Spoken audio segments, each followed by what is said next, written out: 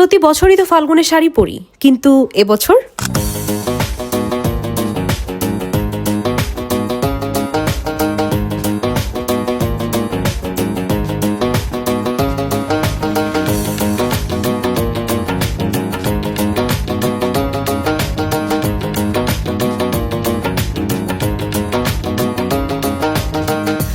ওকে, already কিন্তু তোমরা দেখে ফেলেছো আমার এবছরের ফাল্গুনের লুকটা কেমন ছিল। এবার চলো জলদি করে তোমাদেরকে দেখিয়ে ফেলি লুকটা আমি কিভাবে করেছি। সো প্রথমে দেখিয়ে দিচ্ছি আউটফিট ডিটেইলস। একটা অনলাইন পেজ থেকে আমি এই প্যাচ ওয়ার্কের শ্রাগ সেটটা নিয়েছিলাম এবার ফাল্গুনে পরার জন্য। এটা যেহেতু শ্রাগ অ্যান্ড প্যান্টের একটা সেট, সো ইনার হিসেবে আমি এই ক্রপ টপটা পরেছিলাম ভেতরে। অ্যান্ড এই ড্রেসটার সাথে এই জুতাটা আমার মনে হয়েছে খুব ভালো মানাবে, তাই এটা পেয়ার করেছিলাম। অ্যান্ড সাথে নিয়েছিলাম এই টোট ব্যাগটা, বিকজ আমার কাছে মনে হয়েছে যে এই টোট ব্যাগটাই এই ড্রেসটার সাথে মানাবে। অ্যান্ড এই টোট ব্যাগটা কিন্তু তোমরা অনেকেই বাণিজ্য মেলার ভ্লগে দেখেছো, এটা আমি বাণিজ্য মেলা থেকে নিয়েছিলাম। অ্যান্ড এই আউটফিটের সাথে আমার একটা ভাইব্রেন্ট অ্যান্ড কালারফুল সানগ্লাস দরকার ছিল, অ্যান্ড দ্যাটস ওয়াই আমি কিন্তু ব্ল্যাক দুইটা সলিড কালারের সানগ্লাস কিনে এরকম পেইন্ট করে নিয়েছি নিজেই। যদিও এই ধরনের সানগ্লাসগুলো অনলাইনেই পাওয়া যায়, কিন্তু নিজের হাতে পেইন্ট করা আর মেক করা জিনিসের ফিলটা কিন্তু অন্যরকম।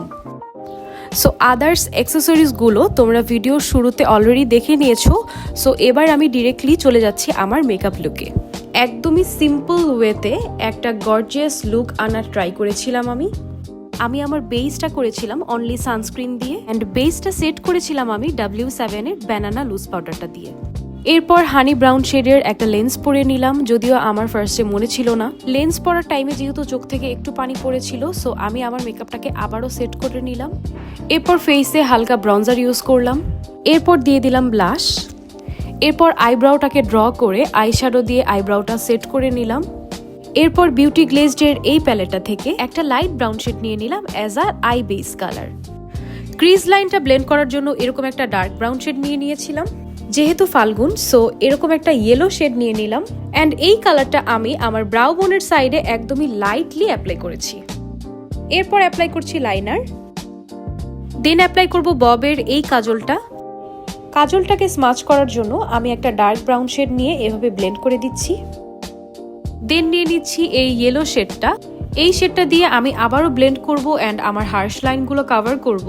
আই মেকআপে লাইট একটা ইয়েলো টোন আনার জন্য আমি বারবার এই শেডটা ইউজ করেছি। এরপর অ্যাপ্লাই করেছি মাস্কারা, দেন অ্যাপ্লাই করলাম হাইলাইটার। ব্রাউ বোনের সাইডেও একটু হাইলাইটার দিয়ে নিচ্ছি। লিপস্টিক অ্যাপ্লাই করব আই ম্যাজিকের এই নুড শেডটা। সো ফাউন্ডেশন অ্যান্ড কনসিলার ছাড়া আমার এই সিম্পল লুকটা তোমাদের কাছে কেমন লাগলো অবশ্যই জানাবে। এরপর রেডি হয়ে সেদিন চলে গিয়েছিলাম যাত্রা বিরতিতে।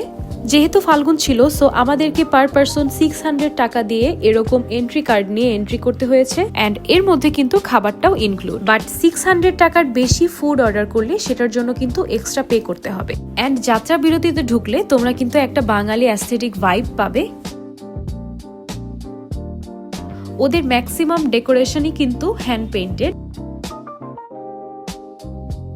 ফাল্গুন উপলক্ষে যাত্রা বিরতি লোকসঙ্গীতের একটা অ্যারেঞ্জমেন্ট করেছিল এই সাইডটাতে, যেটা আমি এবং আমার হাজবেন্ড সহ এখানকার সবাই এনজয় করেছে।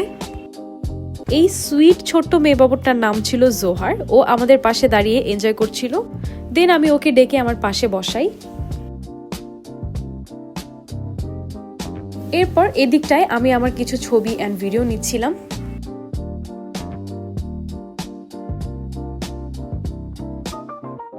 দেন আমরা চলে গিয়েছিলাম লাঞ্চ করতে। খাবারের জন্য আমাদের প্রায় 1 আওয়ারের মতো ওয়েট করতে হয়েছিল। খাবারের টেস্ট অ্যান্ড কোয়ান্টিটি অনুযায়ী আমার কাছে প্রাইসটা একটু বেশি মনে হয়েছিল, অ্যান্ড ওদের কাছে কিন্তু কোনো মিট আইটেম ছিল না।